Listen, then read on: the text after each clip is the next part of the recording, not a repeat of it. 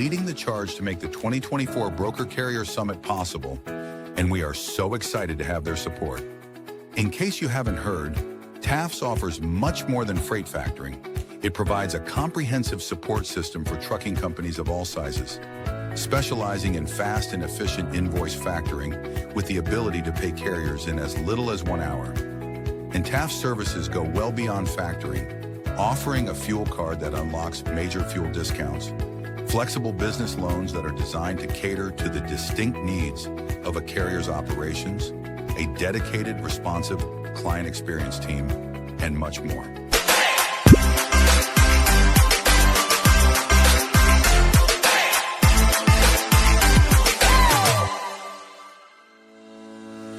Black Box Logistics is a 3PL freight brokerage based out of Birmingham, Alabama. Black Box Logistics was formed in 2020 by 3 friends, Logan Dyer, William Graves, and Will Hopkins, in a basement office with the goal of bringing transparency around the clock communication and hassle-free customer experience to the table.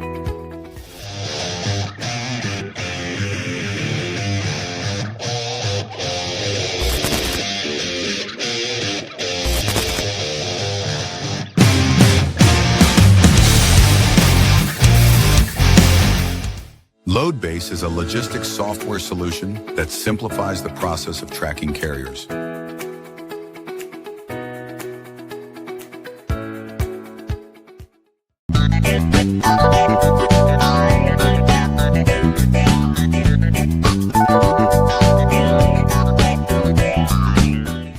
Multi-service fuel card, the industry's first fuel card, was created by an over-the-road truck driver in 1978 to offer a safe, simple, and cost-effective way to handle fuel and trucking expenses. Initially, it addressed safety concerns of carrying cash on the road. Today, it combats advanced fraud with best-in-class technical and personal support.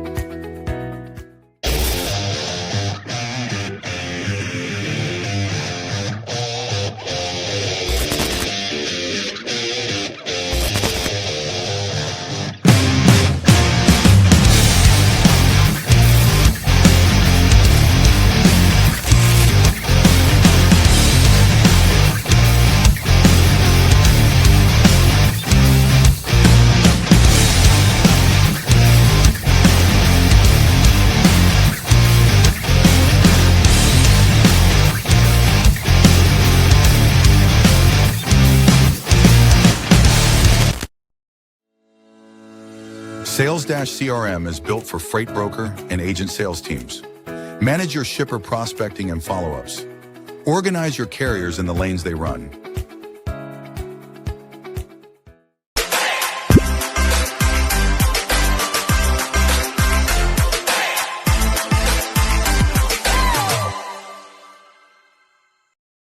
HD Ships is a leading logistics provider specializing in sustainable and tech-driven freight solutions. With hubs in Reno, Phoenix, and London, we deliver comprehensive services, including full truckload, expedited cross-border, and intermodal freight. Leveraging proprietary technology, we offer 24/7 tracking, real-time visibility, and advanced automation to ensure safe, compliant, and efficient transportation. Our commitment to sustainability enables clients to offset emissions through carbon credits, aligning logistics with environmental goals. At HD Ships, we prioritize transparency, reliability, and exceptional customer service, empowering clients to achieve seamless, sustainable logistics solutions worldwide.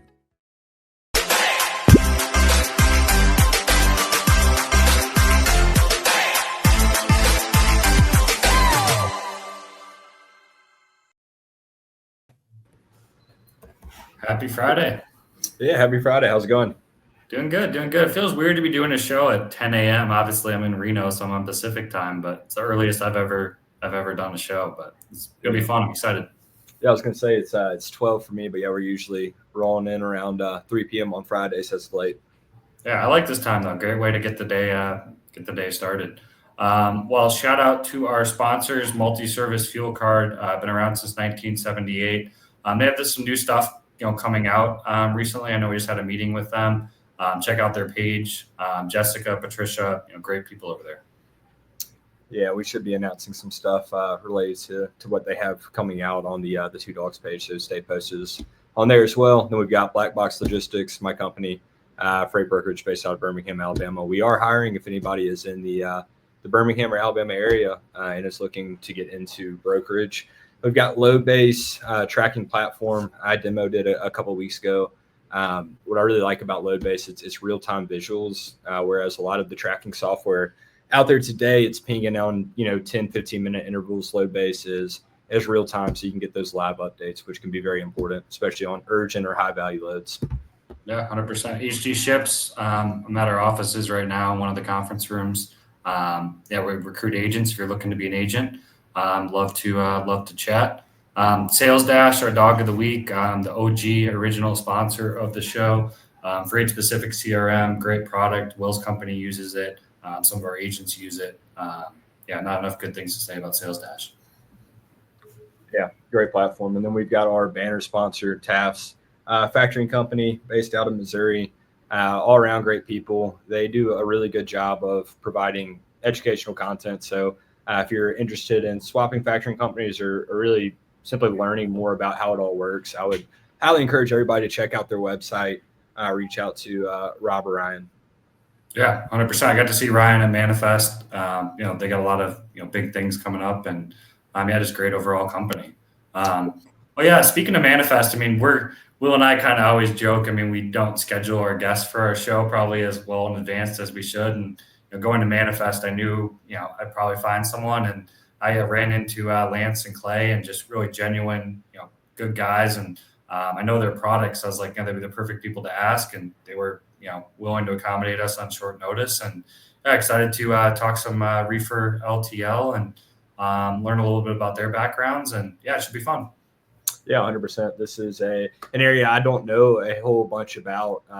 As you know, Matt, Black Box is primarily an open deck brokerage. We often get these LTL reefer requests, and for example, we don't service them. So when I think about this, I think there's definitely a need for a company like FreshX. So it'll be exciting to have these guys on and learn more about what they're doing. So let's bring them on out, Clay and Lance. All right. Hey guys, happy Friday. Thanks for coming on. Happy Friday. Happy Friday. Thanks for having us.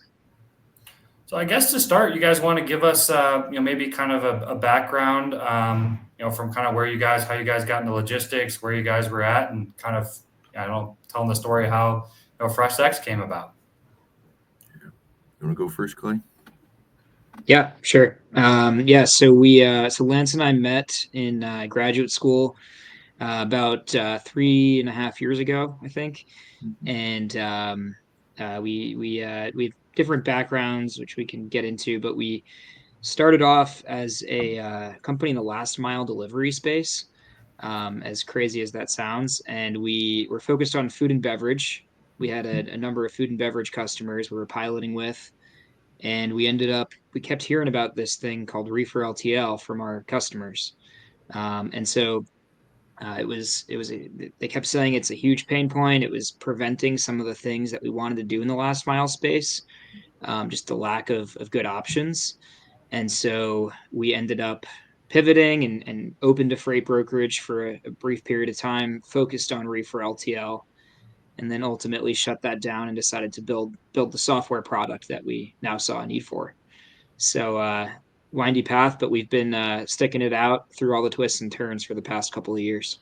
Yeah, you talk about finding a niche, opening up a freight brokerage for Reefer LTL. That's quite the niche. So yeah, that's pretty interesting. What about you, Lance? Yeah, same.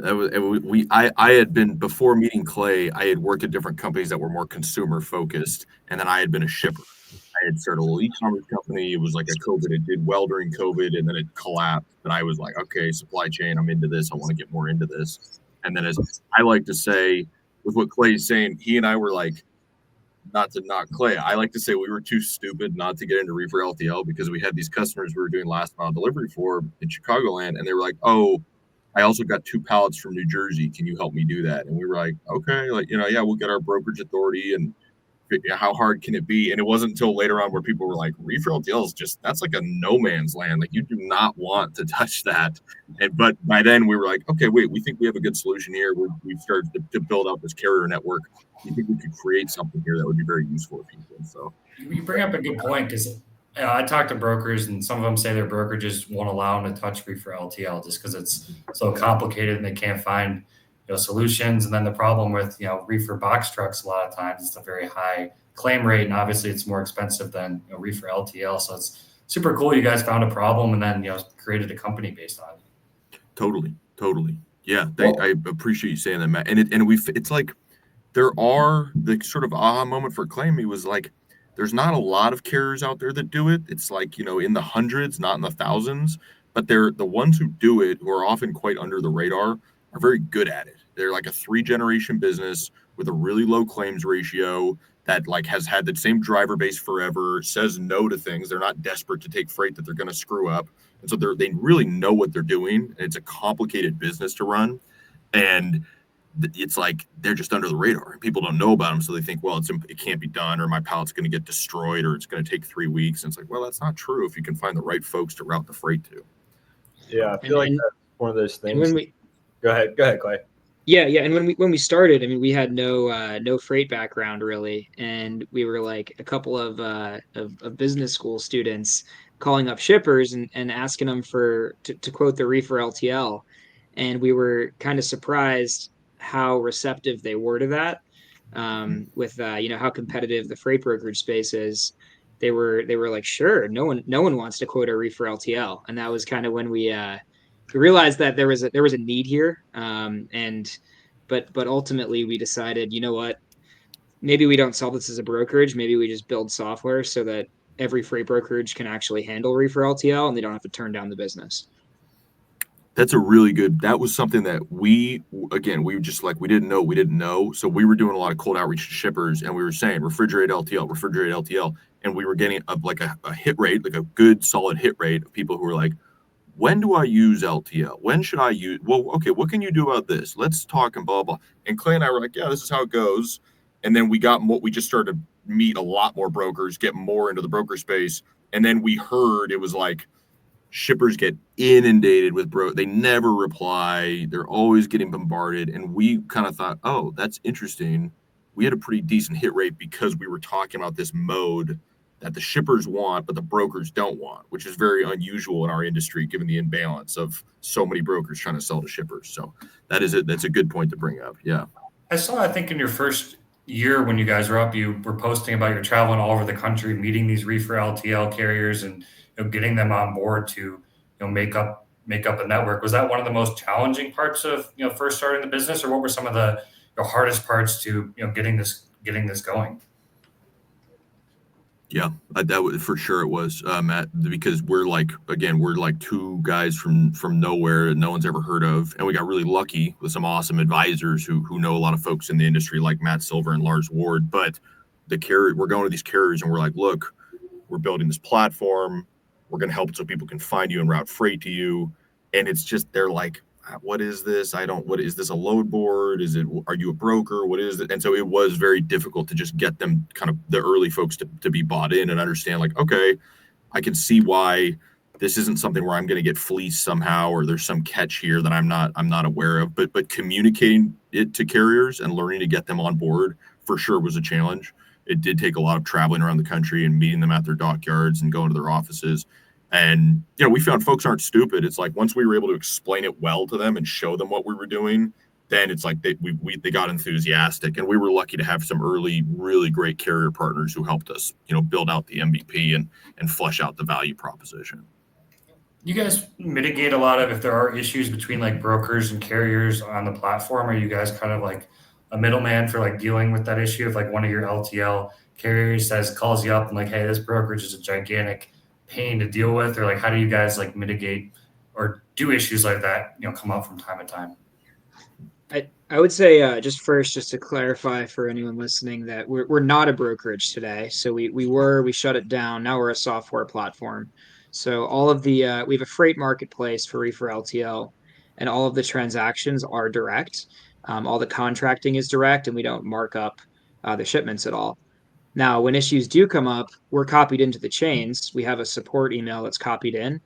And so we are tracking everything, even though it's completely blowing up our inbox right now with all the loads going through.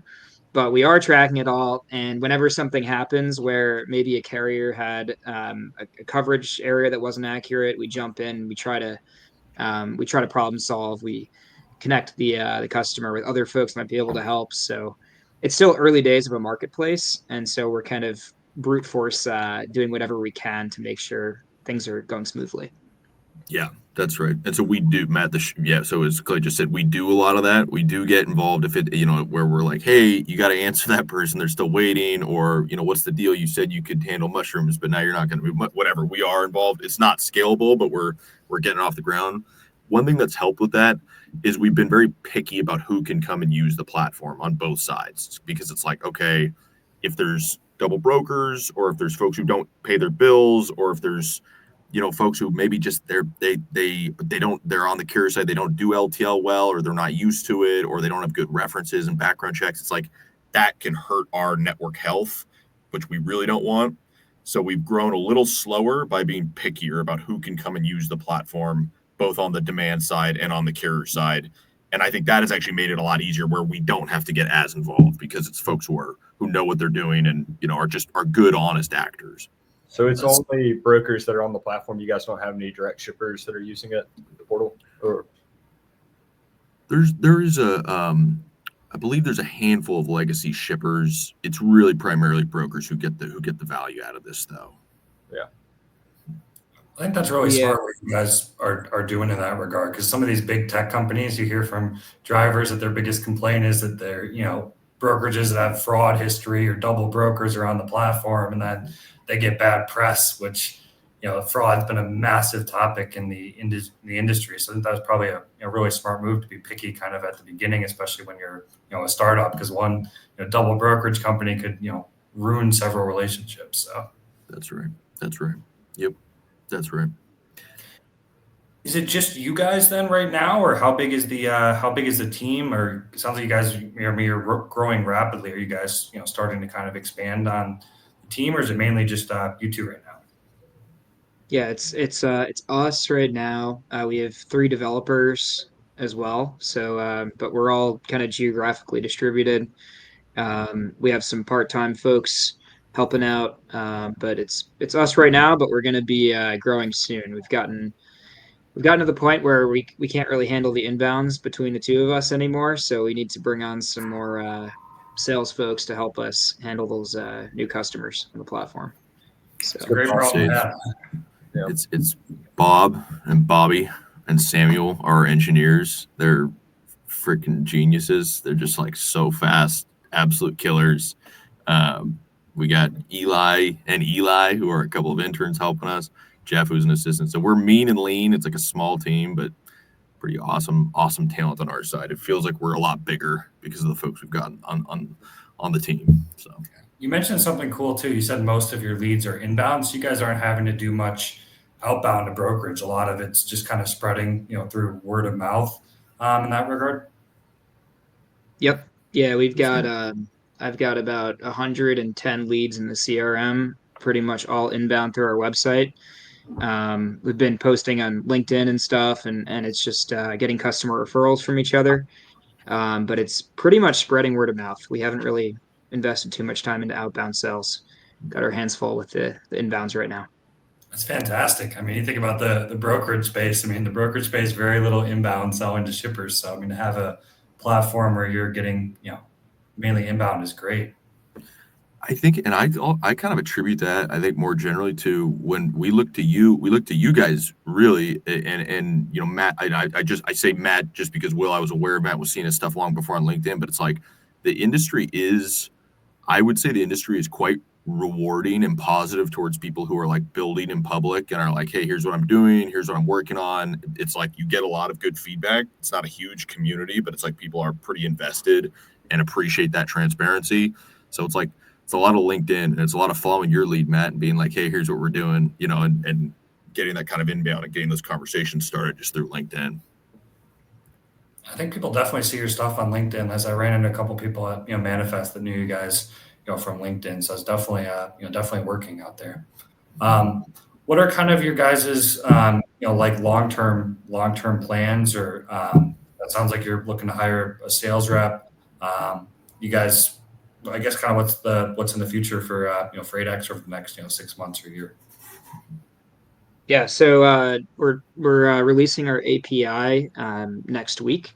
So we've gotten most of our customers have asked us for TMS integration, and so the platform right now it's an instant quoting platform. So you can go on there, run a quote for Reefer LTL across the U.S. and Canada, and we have 66 carriers all on the platform. We're adding more every week, but they provide instant price quotes to our customers, freight brokerages.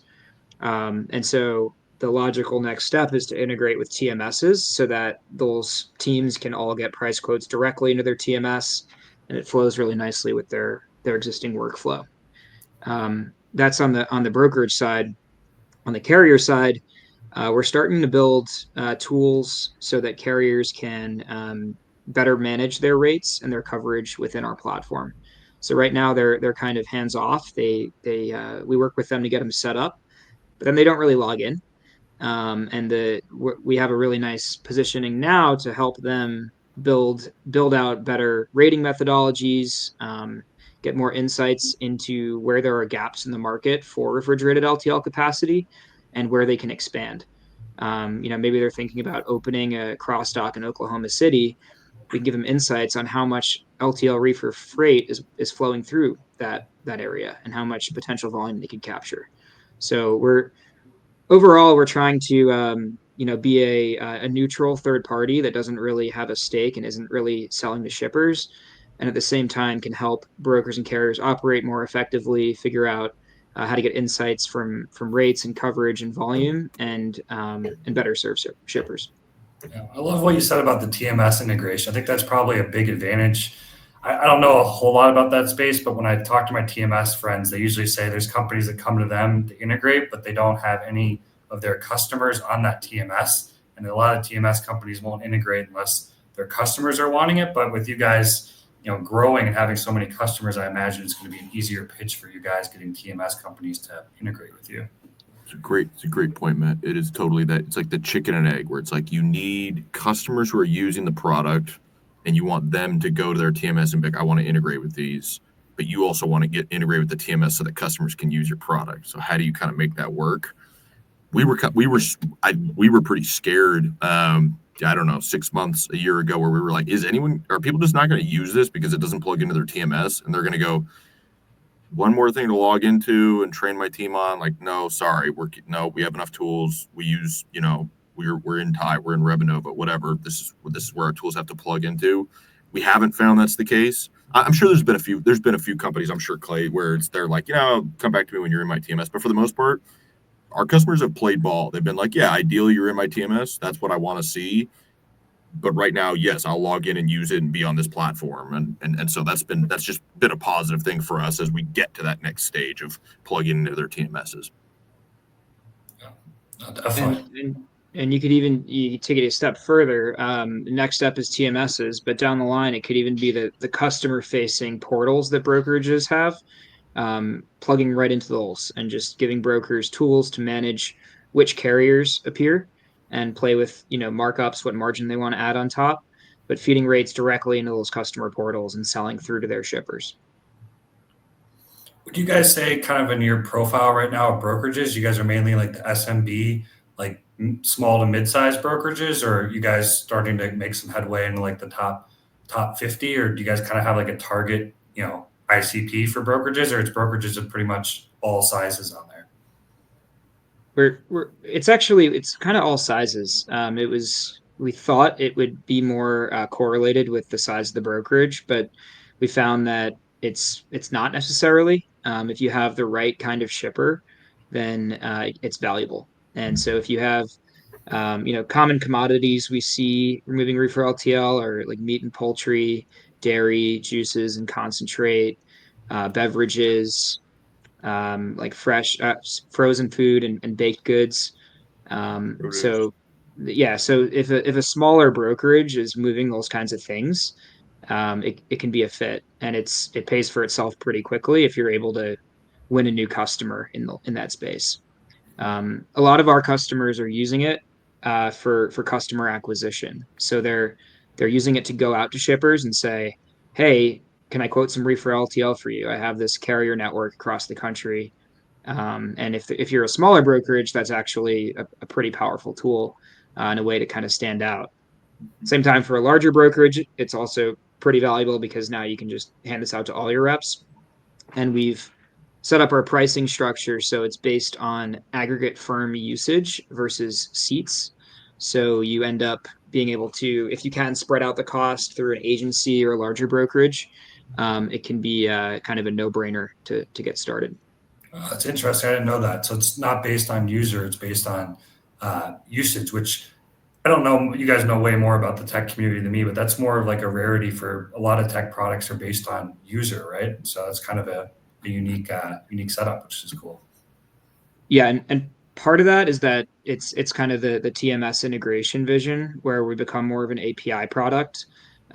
So if we're APIing right into a TMS, then it's going to make a lot more sense to be usage based versus seat based. It's less of a pain to kind of figure out user authorization across the brokerage.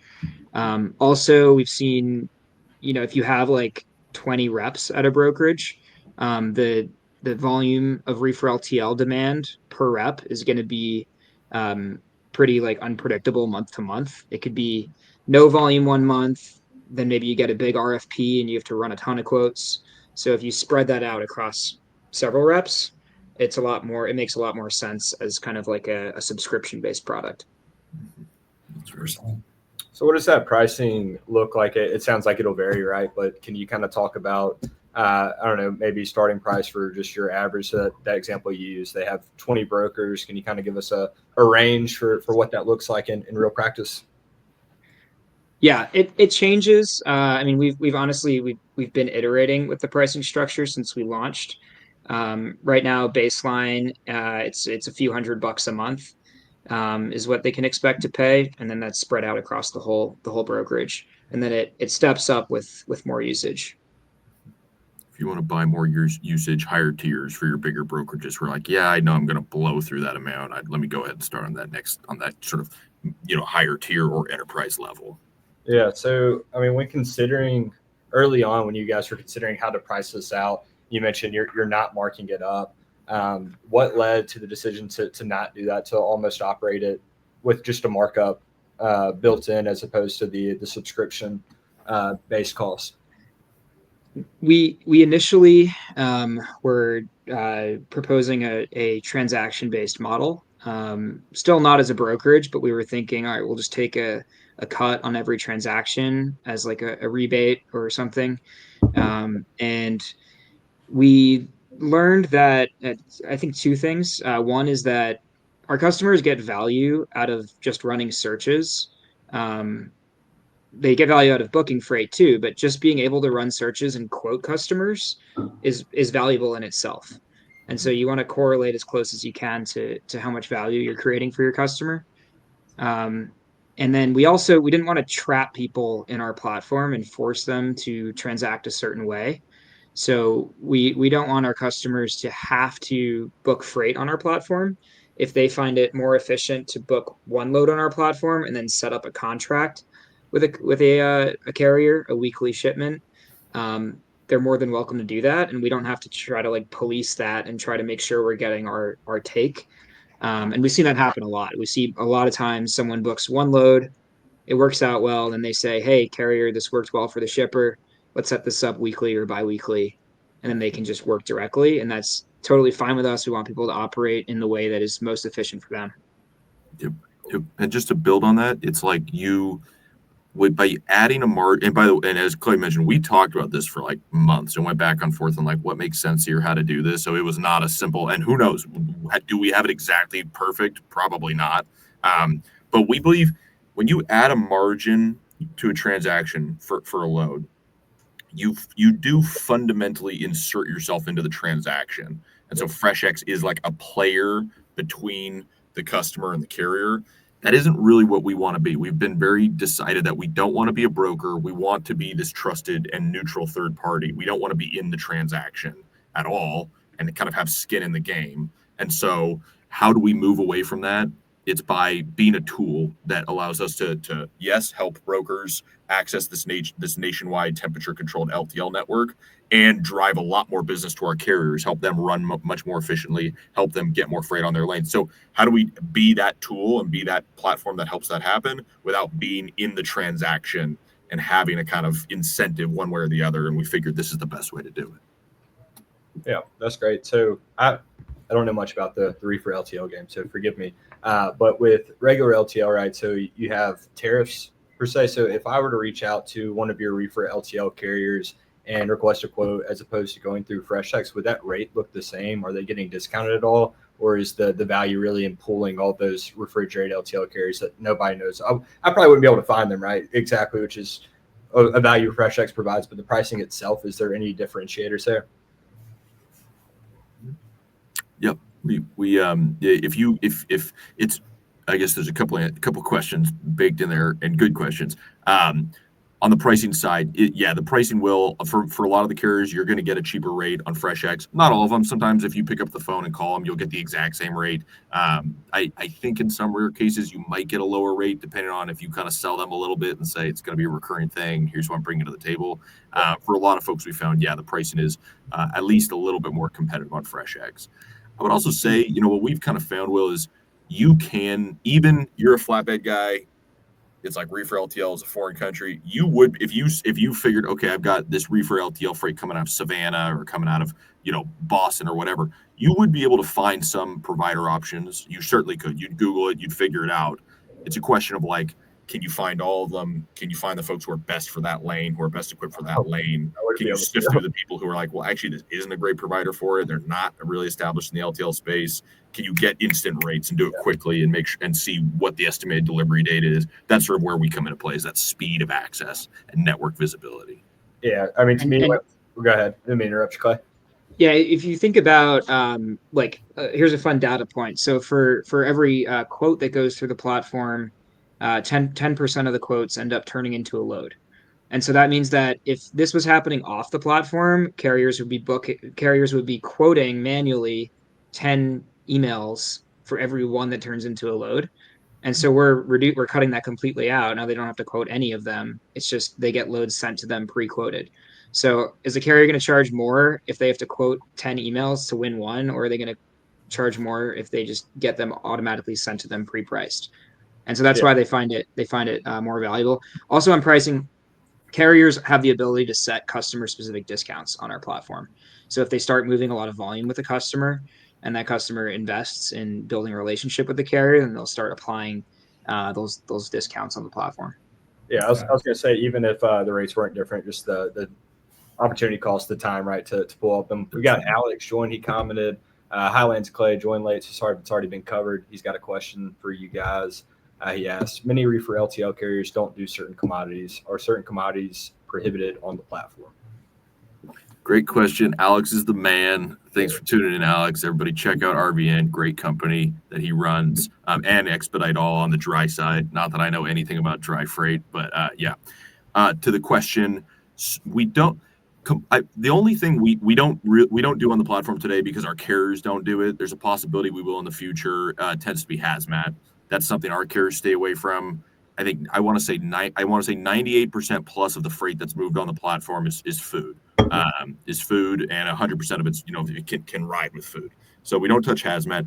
More specifically, I think to the point Alex is getting at is within food. All right, there's a ton, food and bev, a lot of commodities there, alcohol, cannabis infused products, fresh seafood, etc. All these things, where ice cream, produce, where it's like, okay, not every carrier is going to do that. Not every carrier should do that. The way we adjust that is, first of all, we gather that information from our carriers. What products will you not touch? Will you exclude? They tell us.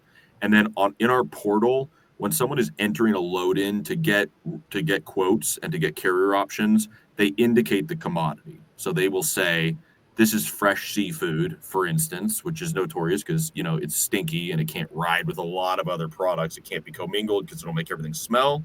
That's going to filter out all of the carriers who have told us no fresh seafood, I won't move it. So you can save the time. You're not getting fake rates for carriers who won't actually move that commodity. So that's how we handle it. It's a good question. No, it's interesting because I was thinking this whole time that this platform has got to be most valuable to brokers, just like you said, with the new opportunities. But hearing some of your points, I mean, carriers must really be in love with this because they don't have to quote 10 times to only get one shipment. The marketing for some of these reefer LTL carriers, a lot of brokerages have no idea how to find them. I would think business is booming for a lot of these reefer LTL carriers that are using your platform. Basically, you're giving them free marketing and a awareness to touch. I mean, I would think that maybe, I'm not sure if the feedback is even on both sides, but I can't kind of go back and forth through this conversation of who's getting more benefit from this, the brokers or the carriers. It's the question that if you can't figure that out, then we're doing a good job. That is totally the vision, Matt. It's like we want it's if there's 200 carriers out there who do this and do it well, first of all, we want all of them on our platform. We also want all of them to be happy and healthy as carriers and to be making a good margin and getting their freight. Because if there's not 20,000 where you can blow through them and burn them, and if one goes out of business, oh well, or you wreck that relationship, it's like we can't afford to do that, even if we didn't care. So we want it to be bringing a ton of value to these carriers. They're very specialized. We want it to be driving a lot of value for them. But to your point, what we're talking about, and we had to do it when we were brokers, that thing where you blast out 5 or 10 different carriers with rate requests for your freight.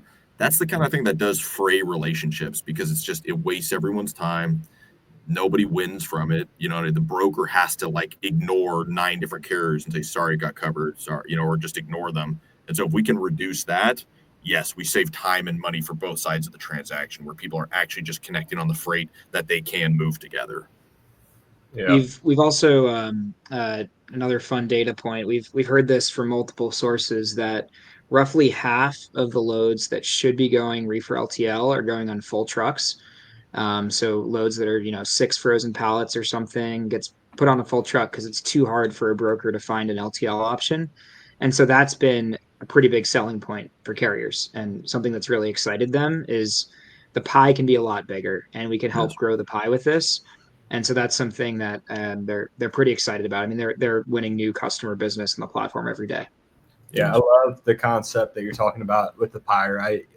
What it seems to me that FreshX is doing is you're building value as opposed to looking in and trying to claim value. So the pie is getting bigger and there's room for everybody. It's kind of again, from my understanding, uncharted territory, a platform like this where you're connecting everything, and it's a win-win-win, right? You guys win, carrier wins, broker wins. So bullish on FreshX. That's fantastic. You guys brought up the couple pallets going on a full truckload. Maybe this is a dumb question, but I just think my number one customer as a broker was frozen fresh seafood, and they supplied to Costco. And a lot of times last minute, they would only have 2 pallets, and they couldn't go reefer LTL because of the time frame. But the biggest issue ran into with reefer box trucks is the claim rate, and the vetting on them is very, very difficult. Do you guys have any plans, maybe in the future, get into the box truck space at all in the reefer box truck world, or is that you're just mainly focusing on just the LTL side? We think there's definitely a world for that, for sure, Matt. Again, LTL has been our specialty, but you're right. The time pressure where you're like, this needs to deliver by end of day tomorrow or the day after. It's LTL, because there's the consolidation. Some carriers can do it. They'll be in the right place at the right time. We do get a lot of interest in expedited. That's one of the things actually, Alex, that we're speaking with Alex about, and we think there is certainly room for that. If you can vet and bring a high quality carrier base to the table to handle that freight, then yeah, we think there's interest. We do think there's value, especially with harder commodities like fresh seafood, 2 pallets. How are you going to do this if this has to deliver quickly? That's clearly a use case where expedited is the right thing if you can find the right provider to handle it. Yeah, but what Clay said too is right, spot on. I mean, the cost of doing a full truckload for 2 pallets is way more than doing a reefer box truck. Just the risks for the box truck and the vetting is way different than a full truckload. That's right. If you can be that broker as well, if you approach a shipper who's doing that, paying full truckload for 4 or 6 pallets, there's probably a lot of room between the full truckload and the reefer LTL. So you can save them a lot of money and then expand your margins quite a bit. Not to be that guy, but there's probably a lot of opportunity there for brokers if and when pitching this. Totally.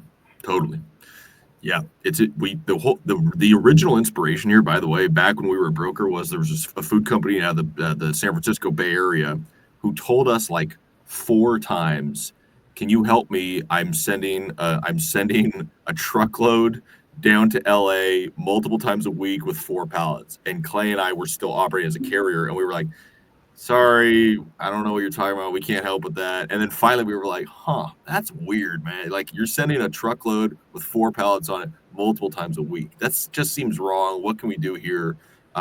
Clay actually has a great story, if you don't, Clay, just to put you on the spot. When we talk about so much of this freight moving as full truckload could be LTL and should be LTL, he had an example of someone who was well, anyway. Yeah, we had, I think I know what you're talking about. So a couple of weeks ago, I was demoing a broker, and he was trying to move 5 frozen pallets from Washington State, seafood, Washington State to Chicago.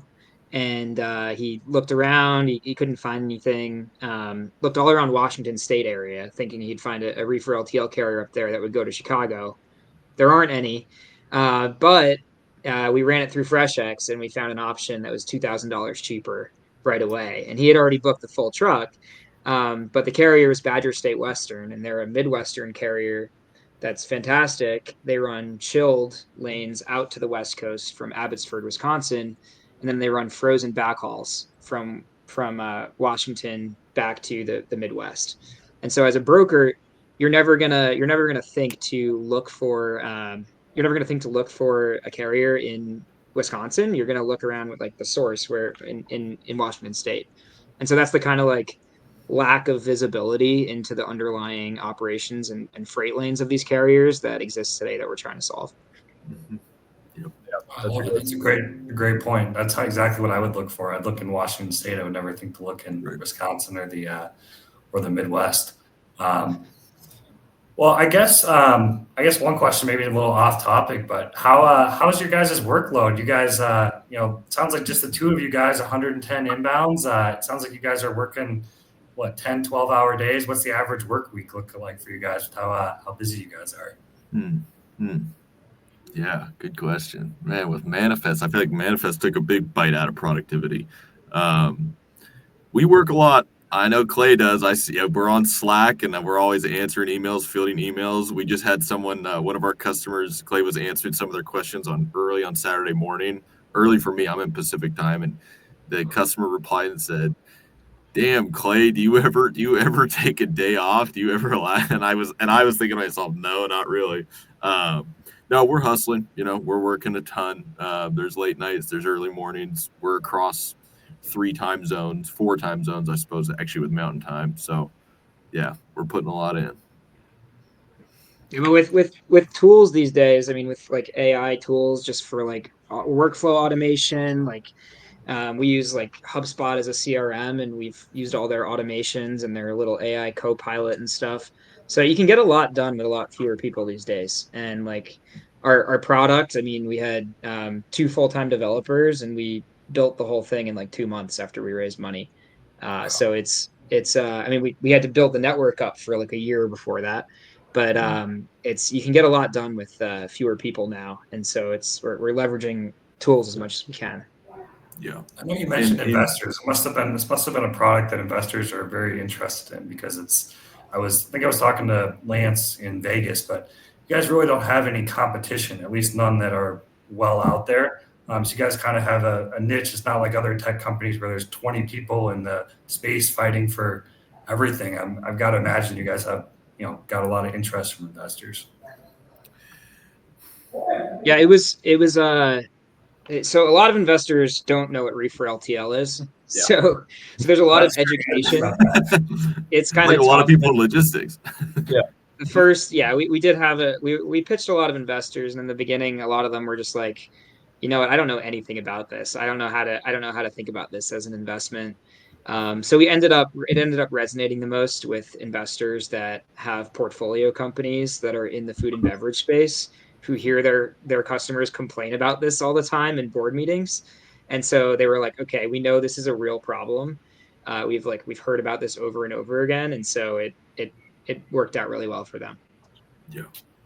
At University of Chicago and the Chicago ecosystem was we got lucky. They were great to us. But yeah, with Clay's, it was like a Goldilocks thing. It was like investors were like, I don't know. Either they were like, I don't know enough about supply chain, and this is just, or I've had some bets go bad, and I'm staying away from this. That's happened with folks, and we started fundraising. I think right when Convoy, went rolled over, and then other folks who are just too big, who are like, Reefer LTL, it's tiny. This is a weird little I don't know what you're talking about. This is never going to go anywhere. And then there's like that sweet spot, like Clay's saying, especially with food a lot of awesome angel investors who are like, this is cool, I get it. And then folks who have invested in food and bev who are like, oh yeah, this is an issue. I completely understand the use case and the value here. And there's like different types of investors. Like there's different like archetypes. There's the investors that look for just like a really big problem solution area. Maybe it's just like AI powered CRM or something, and you can sell it to like every business in the country or the world. And we are much more of a like vertical SaaS play where we have a very pointed problem solution. And it's our strategy is to build a marketplace and create network effects, and then use that to build more things on top of it. But you need the right investor that has that mindset. That's okay investing in a smaller problem solution today if it creates a really strong sticking point and able to quickly build traction in the market. Yeah. I think it's powerful that you guys, what you're describing, right? It's very clear what you're building. If it was a AI powered CRM, you're selling to everybody sometimes, which I don't know. I don't have experience in that or getting investor money, but kind of changing what you're focusing on or pivoting, right? But it seems like you guys from inception to now, you had a clear problem, a solution, and then you've got a roadmap for things that are going to be value adds as well. And I think it's powerful when a company has a very clear mission and there's no confusion about what we're trying to accomplish or what areas we're attacking. It's this is the goal, and everybody can be aligned. Yeah, I agree. And investors definitely, that resonates with them. And I would also say I think the industry helped us out and had our back here because, again, like Matt Silver, Lars Ward, just awesome folks who we said, look, these people are advising us and they clearly think we are onto something. That makes people go, okay, well, let me take a look here. And then having, kind of letters of intent and support from different folks in the logistics space who are like, look, these guys are working on a real problem that we believe in. And being able to show that to investors gives credibility where they're like, okay. And, so that was just a big leg up from the industry. So. Yeah, we had Lars on last week. Great guy. Right. Lots of knowledge. Yeah, Lars, fantastic. Yeah. Where can people find you? What's the best way to reach out to as we kind of wrap up? What's the best way for people to reach out to? Is it through the website, through LinkedIn, email? Someone's listening and they say, hey, I'm interested in this, FreshX product. What's the best way for them to reach you guys? Get freshx.com, LinkedIn, Clay Curran, Lance Hackney. We can post our emails in here. We're pretty easy to find, but I think our phone numbers are also floating around the internet. Although that, maybe don't bot. Give me a call. I'll answer. But yeah, LinkedIn, getfreshx.com. Those are the easiest ways to get a hold of us. Awesome. Well, we appreciate you guys joining us. It was very educational. It's very impressive what you guys have done, and we're excited to tune into the FreshX journey. Again, I'm bullish on you guys, so I'll be tuned in. We'll be rooting for you guys, and we'll have to circle back in a few months and see what else you guys have accomplished and keep tabs on it. Awesome. Yeah, this was super cool. The feeling's mutual, by the way, because the podcast has taken off, and it's just awesome what you guys are doing. So thank you, Matt. Really appreciate you guys, tuning in, and like I said, like Will said, we're bullish on you guys, and I'm sure I'll see you guys at another conference. We'll be in touch, and have a great weekend. Here. All right. Thanks, guys. Thanks, guys. That was fun, man. I learned a lot. I mean, I know you're more in the flatbed space, but I was more in the reefer space as a. Well, I might be coming into the Reefer LTL space now. Well, I mean, what they're saying is 100% accurate. I mean, nobody wants to quote Reefer LTL. Like, even for shippers that do reefer truckload, I mean, it's a great way to like sell and get yourself into a shipper, because a lot of brokerages don't know how to do it, won't touch it. I think they got a great product and just great guys too.